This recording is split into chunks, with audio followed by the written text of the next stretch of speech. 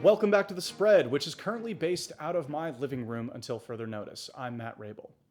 The COVID-19 pandemic has continued to pervade every aspect of life all over the United States, causing market liquidity to slow to a molasses-like trickle. I'll tell you what isn't moving at a trickle: the OCC's cleared options volumes. The OCC cleared an average of more than 31,000 options contracts per day for the month of March, which is about 3,000 contracts more than the OCC's daily average for the year so far. Hats off to them for keeping things moving. Speaking of which, when it comes to liquidity, the markets have been running dry. Ronin Capital, a direct clearing member of the CME, recently took a hit because of complications related to the virus.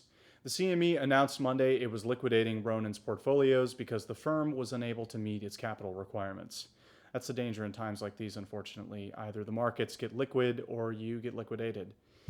Ronin were samurai in feudal Japan who wandered because they were cut loose from service from local leaders. Unlike its namesake, and despite the liquidation, Ronin was still listed as a clearing member at the CME and CBOT as of Friday morning. JLN's Tom Thompson wrote a great article about it for John Lothian News, which you should definitely check out. Though options trading volume slowed somewhat, puts were traded left and right this week as investors scrambled to hedge. I haven't seen anything like it since the last time I went to the grocery store. This activity has put a lot of market makers close to capping the regulated risk limits of banks that clear those trades. You may remember a certain JLN editor who published a little story about something called the Sacker a couple months back. The Sacker is, among other things, an attempt to improve market liquidity by improving how banks calculate counterparty risk for trades.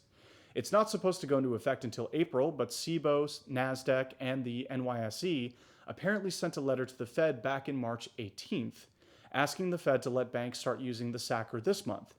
I haven't read the full letter, but I'm imagining the words "pretty pleased with sugar on top" were used at some point. Thanks for joining me for this week's edition of The Spread. Stay safe out there and happy trading.